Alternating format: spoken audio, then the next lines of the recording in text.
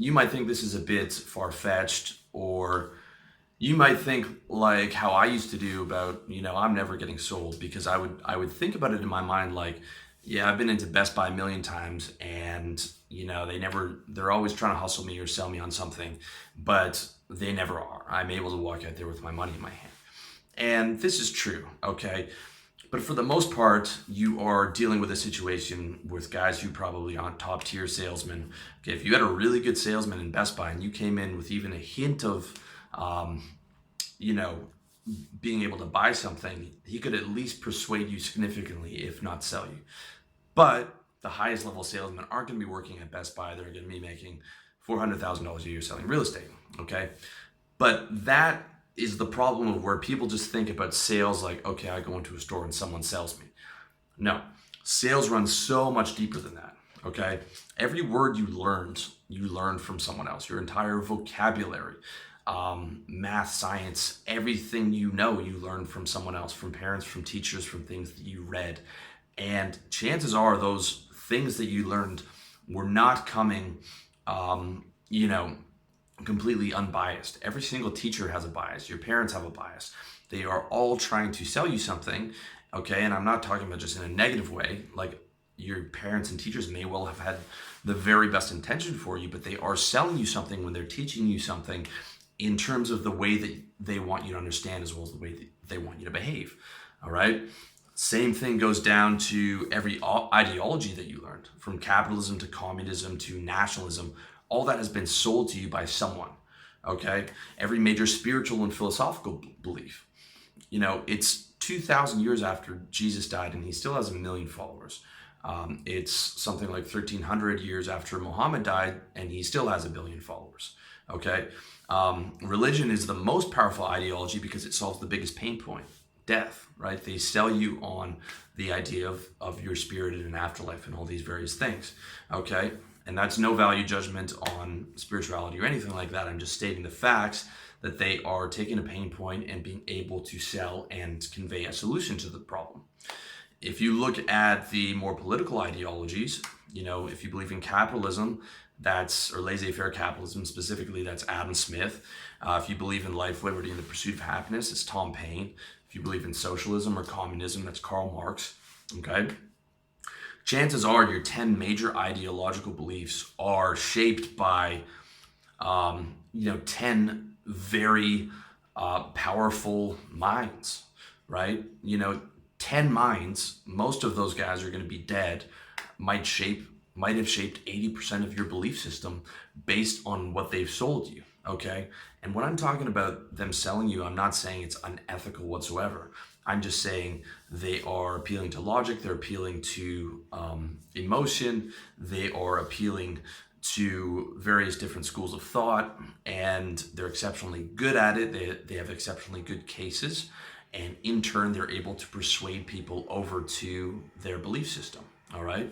And that's not a knock on any of those people. I'm just trying to explain the facts in an objective way, all right? That's what's going on. You are being sold every minute of the day, from every advertisement you read to political campaigns to things that, if you're still in school, your teachers tell you, or your boss tells you, or your friends tell you, or the political bloggers online tell you. Every time someone's communicating with you, they're selling you, all right? Think of all your major beliefs. Someone most likely sold you at some point in your life by going into your personal reference points, appealing to emotion, using logical box closes to logically close you into a belief system, whether it's your teachers or your parents or, anybody, right? Ideas are not created out of a vacuum. They are taken from somewhere, okay? And if you truly examine your beliefs, you will be able to find the sources of those beliefs. Now, that's not to say that you're not able to add new things to it, but the genesis of those beliefs, especially if you haven't really examined your beliefs that thoroughly, is coming from other people that have sold you that idea, all right? So that's what's very important to do, okay? That's what I want to get ahead of. First of all, is really examining your beliefs and seeing if they serve you. And by serving you, I mean being able to make your life happier, Okay, it's one of the things I talked about in my video on moving beyond ideologies is that you have to make your beliefs serve you, not serving your beliefs. All right. So many people live for these ideologies and, they believe in this cause. So they do a bunch of things they don't want for this cause instead of saying, look, let me make these beliefs serve my personal happiness and only use the beliefs that are useful to you. You don't have to be beholden to any cause or any ideology that doesn't serve you. You just have to get in there and examine those beliefs and see if they're not serving you, and then be able to use your mind and fluid thinking to be able to create a better mental map for yourself, for you to be able to pursue your own happiness. All right. So that's sort of the breakdown of how life is sales. Now, I want to break this down to an even greater level in the sense that not only are you being sold, but you're always selling. Okay? You're always selling. Every time you open your mouth, you're selling. When you respond to this comment, if you respond in the comments, if you respond positively, you're selling me on, maybe you're thanking me or you're telling me good job. So you want to convey, you're feeling happiness from this video and you want to convey that happiness to me, and you want me to respond to your comment and convey happiness back to you, and we both feel good. Or if you felt negatively about this video and it triggered something in you emotionally, you want to tell me that I'm a scammer or that I'm, this, that, and the other, and you want to be able to cause pain because this video triggered you and it caused pain in you, so you want to be able to cause that pain back to me. Okay? Those are just two small examples. So every time you're opening your mouth, you're selling. And you're trying to persuade that person of something, even if it's just stating logical facts, even if it's just a presentation at work that you're doing that's completely logical based on, perhaps something that you think will make your clients more money. You still want to be rewarded, and you still want your boss and your colleagues to think you're a smart guy and that you've done a good job and you're worthy of being at the job. Okay, if you give something as small as a pleasant smile to a cashier and say, "Hi, how are you? How's your day?" then you want to cheer her up, and you want that pleasant smile back to you and pleasant conversation back to you, which in turn will cheer you up. Okay, it goes down to even that smallest granular level. Every time you're communicating, you are conveying something both with your body language as well as the actual words that you're saying, even if it's unconscious, which 80% of the time it is. They say that 80% of the communication is body language, and a lot of the time that's unconscious.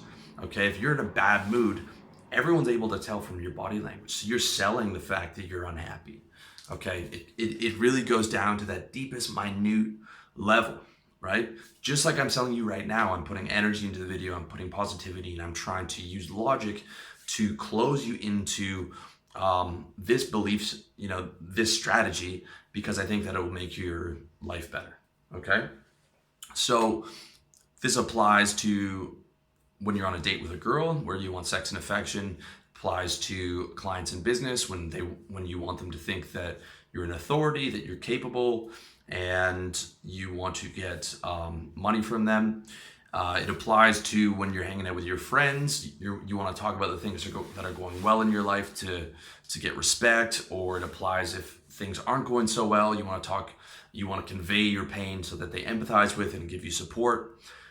You're always selling. Okay, even if you give your time to charity to disabled children to make them feel better, it's because that making them happier makes you feel happier. You put a smile on someone's face, you feel like you did something good, you feel like a good person, you feel like it was a valuable use of your time. Okay, even in complete win-win situations, when you're doing something that's really good, it's still selling. You're still trying to transfer state to that young child and make them feel happy, or to take their pain away for an hour or so, whenever you're there. Every time you open your mouth, there's an intention behind that behavior, conscious or unconscious. You never communicate something for no reason. You are always communicating with an intention, and that's what you're selling at the time. All right. And when you understand that belief, it's fucking mind blowing, because look at all the people around that are walking around in shit moods or with shit attitudes or breaking rapport. They're selling negativity.